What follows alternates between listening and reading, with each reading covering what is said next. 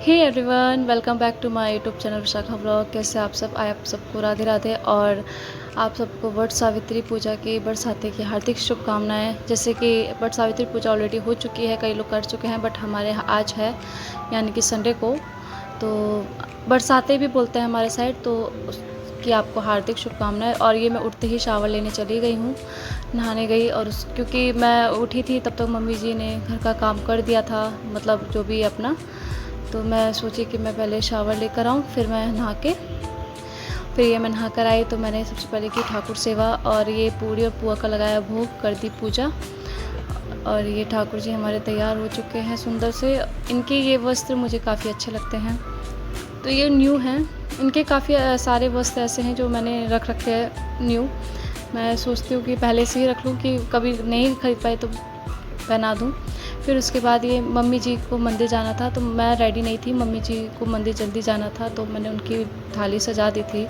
ये 7 पूड़ी और 7 पुआ बन गया था, उसको मैंने रखा थाली में, और चने, और ये कलावा और आम। खरबूजा वैसे चढ़ाया जाता है, बट मुझे खरबूजा मिला नहीं, तो आम। और ये कच्चा सूत बोलते हैं, जो कि इसको गले में डाला जाता है, वो। और माचिस और टीका, लाल सिंदूर और हल्दी। और ये मतलब मैंने सब कुछ सजा के, और ये हाथ वाला पंखा, ये सब ज़रूरी होता है, पूजा के विधि है। तो वही मैं इसमें दिखा रही हूँ, जो एक एक सामान। फिर उसके बाद मैंने लगाया महावर। तो मम्मी जी चले गए थे मंदिर, तो मम्मी ने कहा कि तुम्हें लेट होता है, और भाई क्यों ना हो, क्योंकि देखो तैयार होने का ज़्यादा मेरा मन होता नहीं, और तीज त्योहार पे तैयार होने को हर औरत का अधिकार है। तो मैंने सोचा मम्मी जी चले गए थे, तो मुझे कोई वो था नहीं था। पांडे जी थे घर पे, संडे था, तो मैंने कहा, उन्होंने बोला कि आप मेरे साथ चलना, मम्मी को जाने दो। तो ये मेरा महावर लग के रेडी है। तो कैसा लगा ज़रूर बताइएगा। थोड़ा आज मैंने यूनिक सा महावर लगाया, मुझे काफ़ी अच्छा लगा था। और उसके बाद मैं आ गई थी रेडी होने के लिए। तो मैंने ये ब्लाउज़ वेयर कर लिया है। मैं येलो कलर की साड़ी पहनूंगी, तो ये साड़ी मेरा काफ़ी टाइम से था मन। और ये बैंगल्स है, और आप लोग सोच रहे होंगे कि मैंने येलो चूड़ी नहीं डाली है, तो सोचा मैंने कंट्रास्ट में चढ़ाऊँ।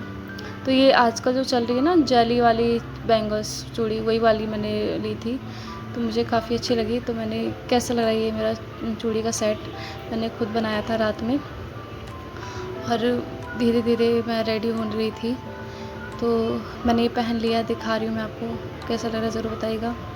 तो मुझे मेकअप करना काफ़ी अच्छा लगता है, लेकिन मैं मेकअप भी रोज़ रोज़ नहीं करती हूँ।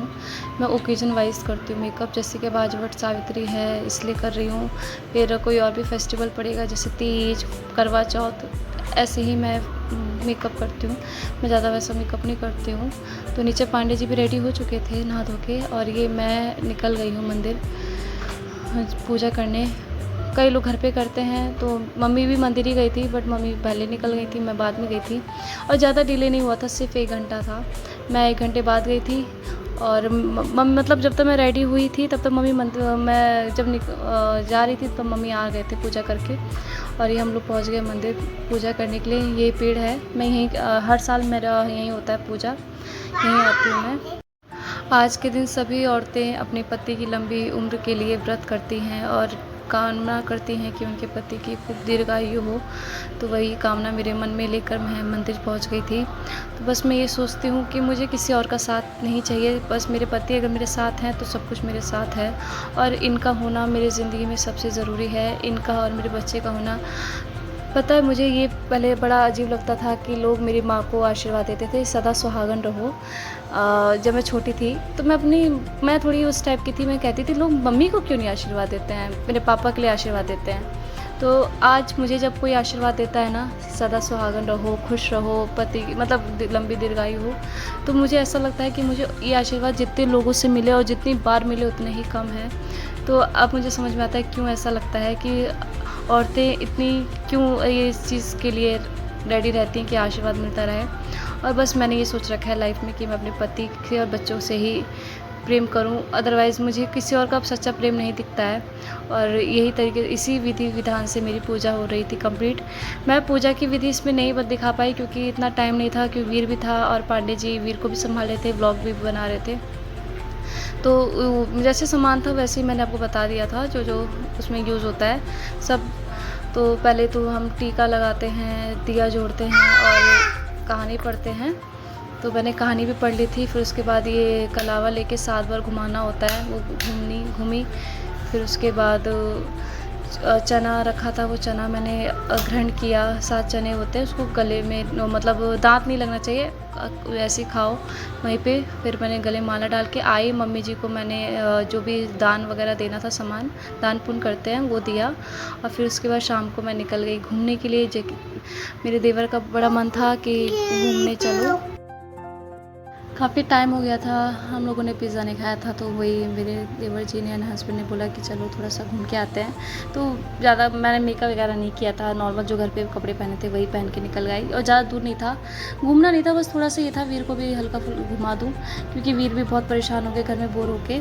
और घर पर सब लोग थे तो इसलिए कोई टेंशन नहीं थी, क्योंकि पापा जी बीमार थे ना, तो घर में किसी का मन अच्छा नहीं था, इसी वजह से। तो यहाँ पे मैं आते ही वीर के साथ लग गई थी थोड़ी मस्ती करने।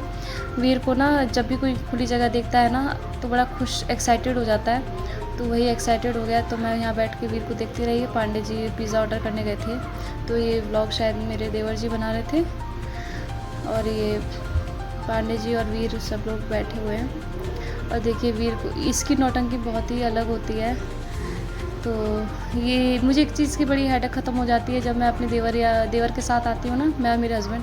तो वीर अपने चाचा को ही तंग करता है, हम लोग को नहीं करता परेशान। तो मेरे देवर जी वीर को देखते रहते हैं। तो काफ़ी अच्छी बॉन्डिंग है हम सबकी। बस ठाकुर जी करे परिवार में ऐसा ही प्यार मिले, ऐसा ही प्यार हो और भी बढ़ता जाए, बस घटे ना। क्योंकि लाइफ में परिवार का प्यार बहुत कुछ है। और इसी तरीके से हम लोगों ने काफ़ी इन्जॉय किया। मुझे भी काफ़ी मन कर रहा था बाहर निकलने, बट मैं बोलती नहीं थी घर में। और मेरी ना थोड़ी तबीयत भी डाउन थी, पता नहीं क्यों, सब मेरे बहुत कुछ दिनों से मेरा मुंह बड़ा कड़वा हो रहा था। तो इस वजह से मैंने कहा चलो कहीं चलते हैं। यही लेके आ गए मुझे। और ये हमारा पिज़्ज़ा आ गया था। और घर पे देवर थे, एक और देवर थे और मम्मी जी थी, तो उनका भी पिज़्ज़ा हमने पैक करवा लिया था कि मम्मी का भी मन होता होगा कुछ खाने का। और ये देखिए मेरे पांडे जी की थोड़ी सी मस्ती। वीर को वहाँ पे पहुँचते ही झूला झूलना होता है, क्योंकि जहाँ ये झूला दिखता है तो अब तो बोलने भी लगा है, मम्मा झूला, पापा झूला। और देखिए यहाँ पे आते ही ये एस्थेटिक चीज़ें रखी रहती है ना, दिखाने के लिए। तो ये काम बिगाड़ता रहता है चाहे कहीं भी बाहर जाता है तो। और आप लोगों को मेरा ये ब्लॉग कैसा लगा ज़रूर बताइएगा। आप लोग कमेंट ज़रूर कीजिएगा। और प्लीज़ आप लोग मेरे चैनल को सब्सक्राइब कीजिए। आप लोग के सपोर्ट से ही मैं आगे बढ़ सकती हूँ, बस इतना ही कहूँगी। और वट सावित्री पूजा मेरी हो गई थी विधि विधान से पूरी। और नेक्स्ट ब्लॉग के लिए ज़रूर चैनल को सब्सक्राइब कीजिए, बेल आइकन को प्रेस कीजिए, आने वाले नोटिफिकेशन मिले। मिलते हैं नए ऐसे ही ब्लॉग में। राधे राधे सभी को।